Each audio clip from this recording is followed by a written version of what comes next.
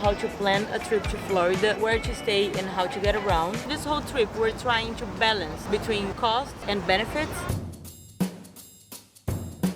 We stayed in 4 different hotels while we were in Florida. First hotel, Holiday Inn Express and Suites, just opposite of Busch Gardens, Tampa. Really nice hotel. It's so close to Busch Gardens, Tampa. We could see Gwazi from our room. There's a free shuttle that takes you directly here. It's about 20 minutes walking from Busch Gardens, so you could walk if you want to. But the shuttle is all day. It keeps going. It's like every 10-15 minutes you have a shuttle. They give you a number that you can call whatever you need. You can have the bus coming to pick you up at the hotel or at the park. The only thing with the bus, it stops right after the park shut. Yesterday, for example, the park shuts at 9 and the last bus was 9:15. If you're planning to get that last ride on a really busy coaster, 30 minutes, 1 hour queue, right before the park closes, you're not gonna be at the entrance by 9:15. You're gonna be like by 10, by 10:15. You can always plan to walk back or get an Uber back in this case. But besides that, the shuttle is perfect. The hotel room was really big, really nice room, really comfortable. It had a microwave, equipment for coffee, mini fridge.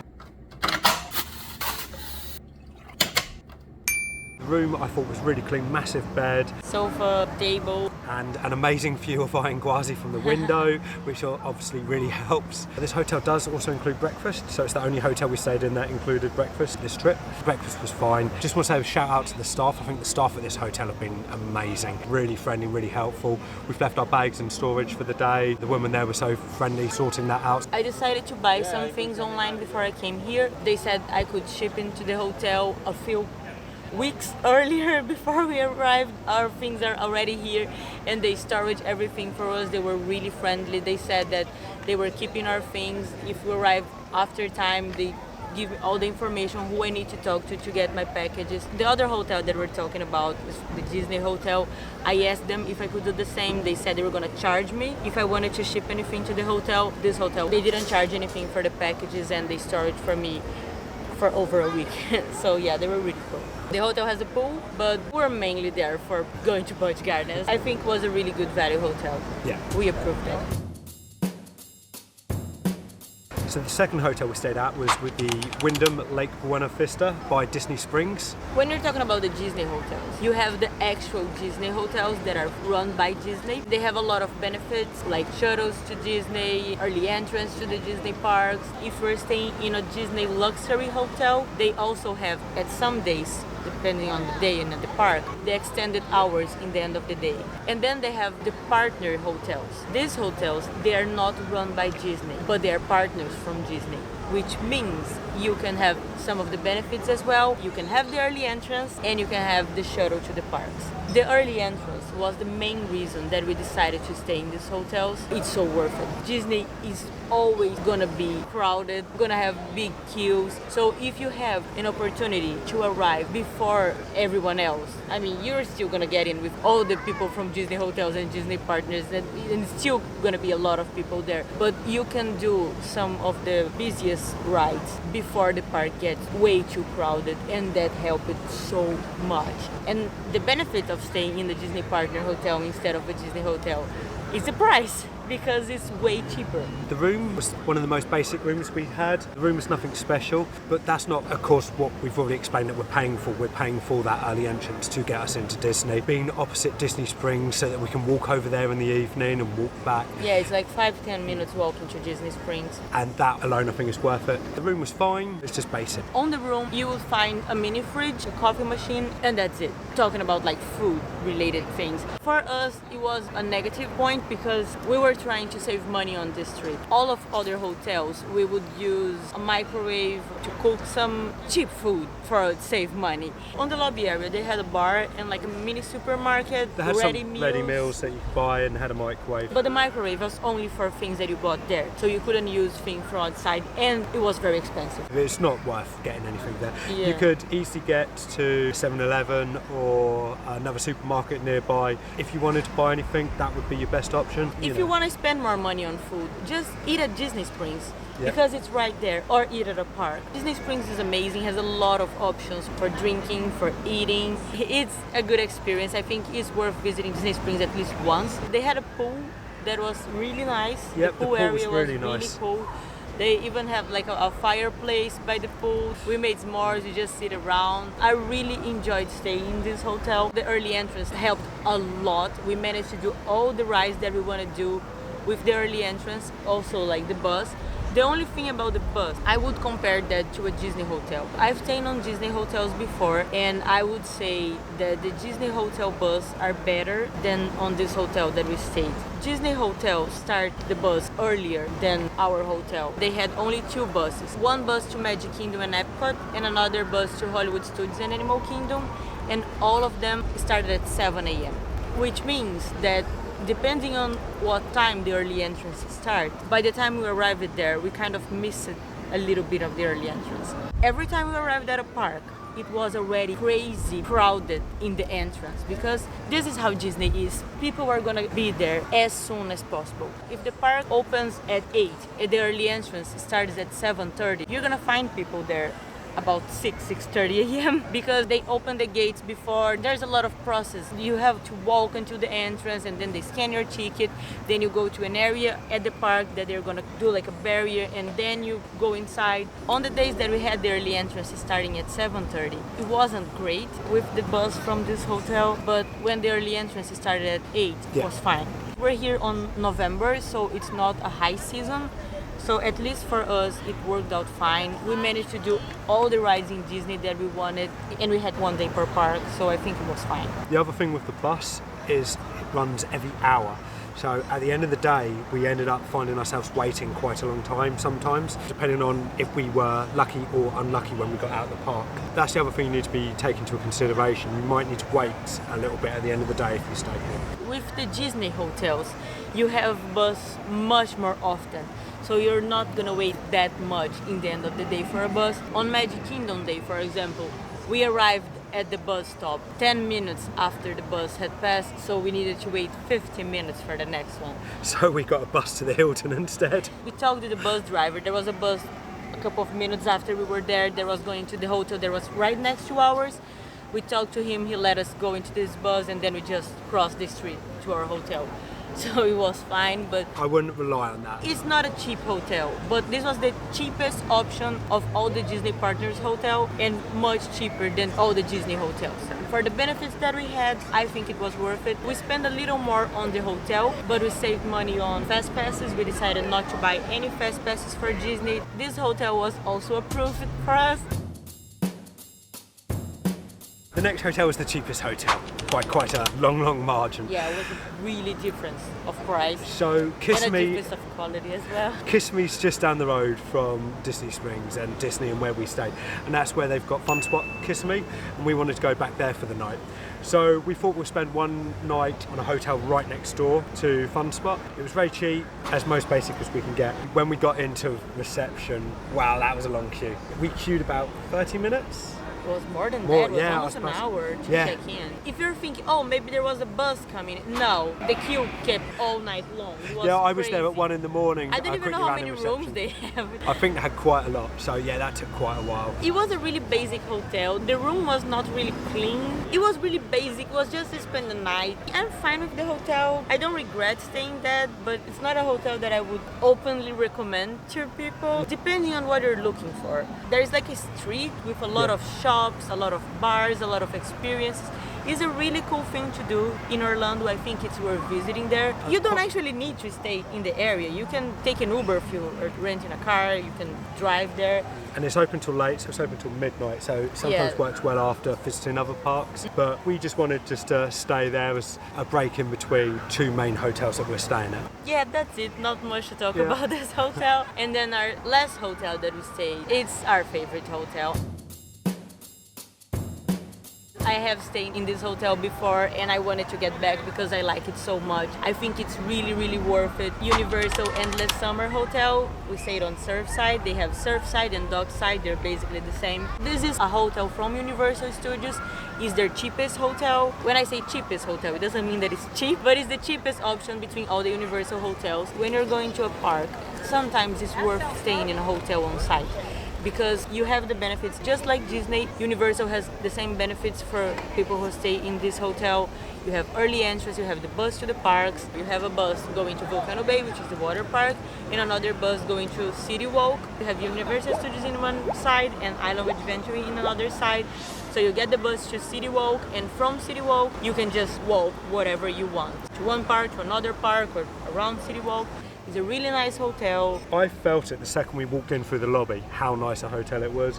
The lobby I thought was amazing, massive ceiling, nice open space, surfboards everywhere. Yeah, Universal has a lot of better hotels. They have the luxury hotels, which has other benefits, including fast pass to Universal. If you're staying in a luxury hotel, you have the benefit of getting fast pass for your stay for Universal and Island of Adventure, which is an amazing benefit. But again, you pay a lot more for that. So we were staying on Universal for quite a lot of days. So we didn't need fast passes. Staying on Endless Summer was enough for us. So when we checked into the hotel, we had quite a lot of questions for the woman working there, and she was so friendly, so helpful, and she talked us through the whole iRide trolley system to navigate up and down International Drive, which was so easy. There was 2 different stops outside our hotel, and you can get the iRide trolley directly down to SeaWorld. When you compare Universal Hotel to Disney Hotel, I feel like Universal is in a better area, easier to get around places. If you have a car in Orlando, it's pretty easy to go anywhere. We opted for not renting a car, so Universal was pretty easy for us to just do whatever we want. The room, really big room again, really nice room. You had your fridge, you had your coffee supplies, there was no microwave. No microwave on the room, but there was a microwave that we could use in the hotel. So this hotel had like a bar, they had a mini market that you can buy food, drinks, and they also had an area that you could prepare your own food. They have microwaves that you can actually use for food outside, toasters, a lot of condiments, the machines that you can buy a souvenir cup and refill with hot chocolate, soda, coffee, and with the machines you can just refill your water bottle, that it's free, so you always had really cold water, which is amazing. The food and drinks to buy there, again, I still think it's a little bit expensive. So you have Walgreens just opposite. Yeah. Just so for example, with the beer in the fridge, the beer was $9, 1 can of beer, and in Walgreens it was 8-pack for $10. So you can see how expensive these hotels charge things. Definitely we recommend the Universal Endless Summer.